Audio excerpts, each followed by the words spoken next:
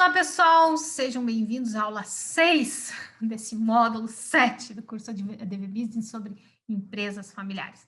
Então, vamos lá, vamos falar hoje sobre crescimento e expectativa de vida dentro das empresas familiares. Por que isso é importante? Porque empresa familiar, na teoria, como nós vimos, ela é feita para ser transmitida pelas gerações dessa família. Mas o que acontece, o que nós vemos, né, na sociedade, é as empresas não conseguirem ser transmitidas ou não conseguirem existir após a transmissão, não conseguirem ter uma longevidade para as quais elas foram construídas, porque a gestão não viabilizou isso. A gestão do fundador, o fundador morreram todas as estratégias, as ideias, né, os potenciais, enfim, né? Os sucessores não estavam acostumados a lidar com a empresa e impossibilitou. E aí nós viemos, então, conversando sobre tudo que nós precisamos construir dentro dessas empresas para viabilizar essa longevidade, para trazer estruturas profissionais para dentro da empresa e viabilizar que ela seja transmitida, seja pela sucessão, seja inter vivos, ou seja pela venda dela. E aqui nós vamos falar, então, propriamente do crescimento e da expectativa de vida. Vou compartilhar a tela. Vamos lá.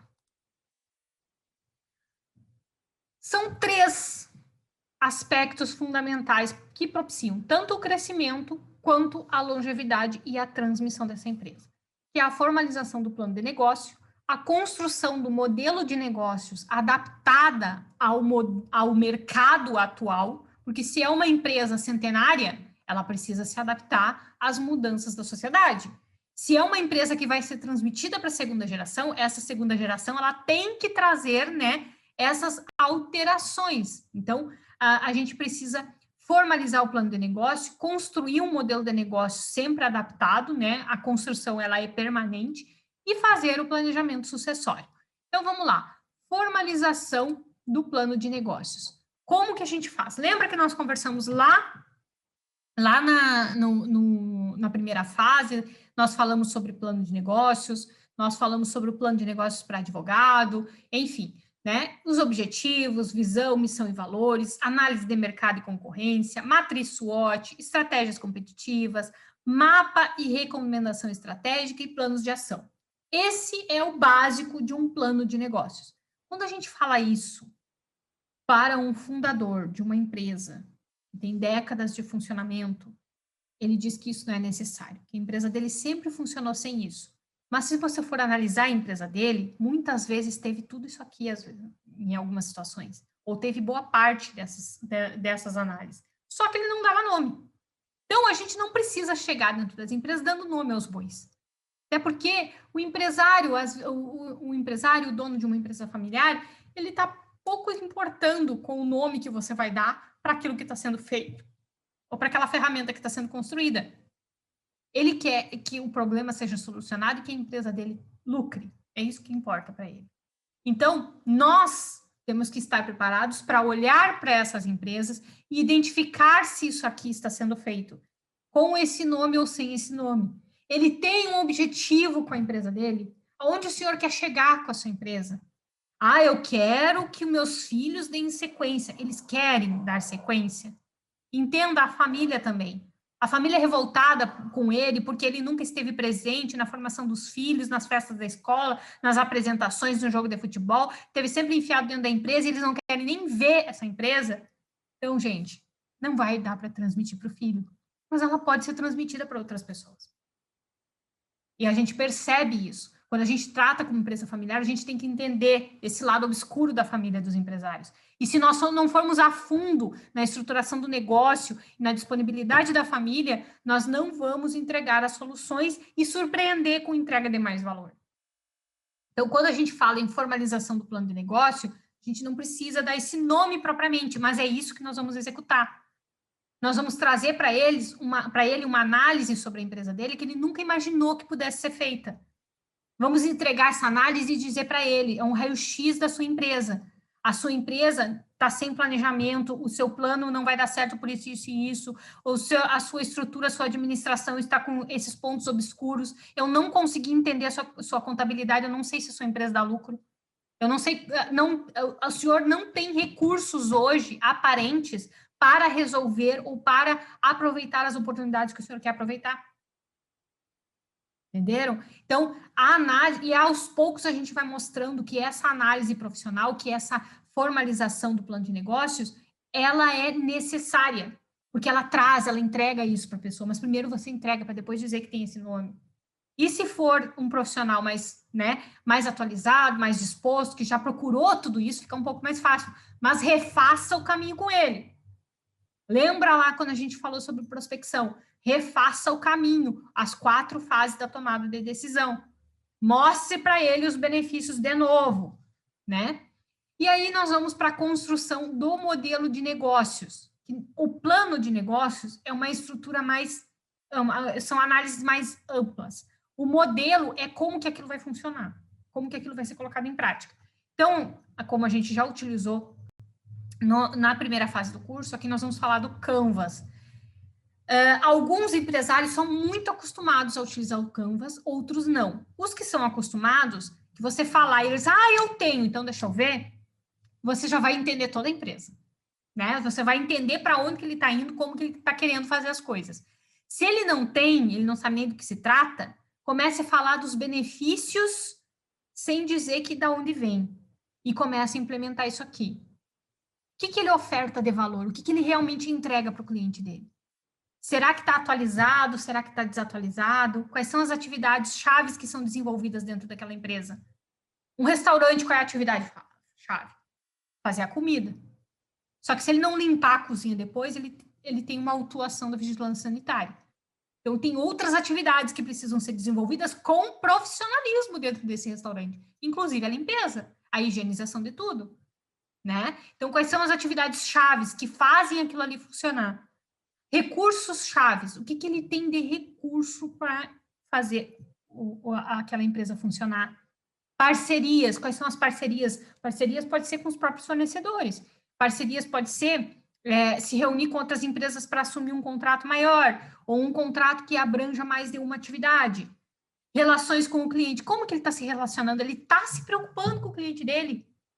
Muitas vezes o empresário não está, porque ele está com outro problema na cabeça. Ele não está construindo relações. E aí os clientes estão tendo rotatividade. Se tem rotatividade, ele não está conseguindo prender o cliente. Se ele não está conseguindo prender o cliente, ele não está construindo relação. Se ele não está construindo relação, ele não está comprometido com o negócio ou ele está preocupado com problemas em vez de estar preocupado com soluções. Canais, quais são os canais que ele distribui, que ele recebe? O que dá para melhorar nisso? Canais de distribuição e de recebimento. Dá para ampliar o negócio só ampliando o canal de distribuição. Dá para ampliar negócio só ampliando o canal de venda. Fazendo parceria. Dá para ampliar o negócio. Tu não amplia estrutura, tu quase não amplia gastos, mas tu amplia rendimento. Então, quais são as estruturas que daquilo ali pode nascer mais um canal, mais uma forma de vender? Segmento do mercado que ele atua. A estrutura de custos e as fontes de receita, tudo que ele vende, tudo que ele faz, tudo que ele entrega e que gera lucratividade. E quantas mais podem ser construídas a partir disso? Então, quando a gente fala em crescimento, a gente fala em olhar, mapear, entender como funciona e criar novas. Melhorar, diminuir custo de algum lugar, mas não adianta só diminuir custo, tem que diminuir custo e aumentar rendimento. Quando a gente fala em ampliar canal de distribuição, a gente tem que criar o canal mais, assim, ó, quanto que eu vou lucrar com esse canal de distribuição? 1.000. Quanto que eu vou gastar para ter ele? 100. Beleza, manda ver. Quanto que eu vou gastar para ter esse canal? 1.000. 1.000 por 1.000 dá 0, né? Então, não vale a pena. Às vezes, o empresário está justamente querendo construir isso. Algo que vai dar tanto faturamento quanto custo para ele. Aí vai faturar a mesma coisa que vai dar de custo. Mas é para ampliar a visibilidade da marca. Vai repercutir em outros canais, beleza. Faz a análise junto com ele e amplia. Então, crescimento e expectativa de vida de uma empresa familiar tem que passar por uma modelagem do negócio. Porque a empresa familiar, ela vai sendo feita conforme as pessoas estão tendo ideias. E aquilo vai sendo posto à venda, aquilo vai sendo feito, a família faz doce, então vamos vender doce, e aquilo vai sendo, não modela o negócio. vai tentando aproveitar oportunidades e não cria oportunidades. Então, aqui, quando a gente trata de empresas familiares, nós temos que ajudar a criar oportunidades de negócios para crescer. E aí, nós vamos para o planejamento sucessório, né? Então, gente, organização antecipada da sucessão do patrimônio do indivíduo. É isso que é planejamento sucessório. A gente antecipa como que os bens daquela pessoa vão ser transmitidos na hora que ela morrer, né? Baseado na capacidade administrativa da empresa. Então, quando a gente fala em planejamento sucessório dentro de uma empresa, a gente vai planejar a transmissão dessa empresa conforme a capacidade administrativa da empresa. Se não tem capacidade administrativa, ou seja, se nós tirarmos aquela pessoa que está pensando que vai morrer, né? Se nós tirarmos aquele fundador e a empresa parar de funcionar, nós temos que voltar todas as casas para trás e reconstruir junto com ela tudo isso. Porque senão você pode fazer o melhor planejamento, mais lindo, mais bonito, transmitido para tudo bonitinho, igualzinho, compartilhado, papapá. E aí, quando ele morrer, nada mais vai funcionar. Então, transmite nada. Um elefante branco, se não transmitir um bolo de dívida. Segue regras da sucessão. A sucessão propriamente dita vai seguir regras do direito sucessório, tá? Tem os herdeiros necessários e tem a metade do patrimônio que pode ser transferida conforme ele quiser, pode fazer testamento e pode construir uma holding, que é o que mais se usa hoje em dia, né? Que daí não tem inventário para fazer. Mas tudo depende se a empresa vai poder ser transferida. E dentro da holding, como que a gente faz? É a criação de uma empresa, tá, gente? De uma outra empresa que vai abarcar todos os bens daquela pessoa, a empresa que ela está querendo transferir, mais os outros bens. Então, a gente pode criar uma holding aí, né? Com um modelo societário, regime tributário e administração específica, que vai depender também da administração daquela empresa. A gente calcula o patrimônio existente, a gente considera o patrimônio, a empresa, a família, o regime de casamento de todos os sócios, os processos judiciais em curso, as dívidas existentes, então vai todo mundo abrir a sua caixinha de Pandora, os negócios que a empresa tem e os conflitos de interesse entre esses familiares. A gente entra para dentro da empresa e conhece, ou deveria conhecer, todos os podres dela para formar essa holding. Então, a gente constitui uma empresa com outra empresa. E a gente vai organizar isso conforme a Constituição Societária e o regime tributário e criar uma administração própria para isso. Só que aqui, o que pega exatamente é justamente os conflitos de interesse entre esses familiares, até eles chegarem em um acordo para constituir essa empresa. Tá? Então, aqui vai acontecer realmente a sucessão, mas nada disso, nem a constituição dessa holding, ela vai ser eficiente se a empresa estiver sendo administrada do jeito antigo que se administrava a empresa familiar, com o patriarca mandando, os outros obedecendo, e quando ele morre, ninguém sabe para onde vai, né? Então, não adianta chegar, constituir uma holding, constituir todo um regime tributário, uma administração em cima disso, se todo o resto da empresa não propiciar essa transmissão, tá? Então, quando falamos em crescimento e expectativa de vida, a gente analisa tudo isso aqui que vocês estão vendo, a gente tem que colocar em prática tudo, a gente tem que fazer um levantamento, né, de tudo que acontece dentro da empresa para conseguir chegar nessa constituição, nessa administração profissional e aí criar canais, criar crescimento, expansão, fazer expansão da empresa e até pensar nessa forma de transmissão. Tá bom, gente?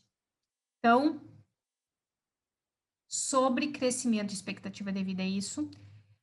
Se ficou dúvidas, eu vou fazer aula extra ao vivo, daí vocês vão poder conversar comigo sobre isso. Então, entendam bem isso aqui, o material está disponível já para vocês aí. E agora, na última aula, nós vamos falar, então, sobre a cultura organizacional dentro das empresas familiares. Quais são os detalhes, digamos assim, que tem na empresa familiar que você precisa considerar na hora de ir para uma estruturação desse tipo de negócio.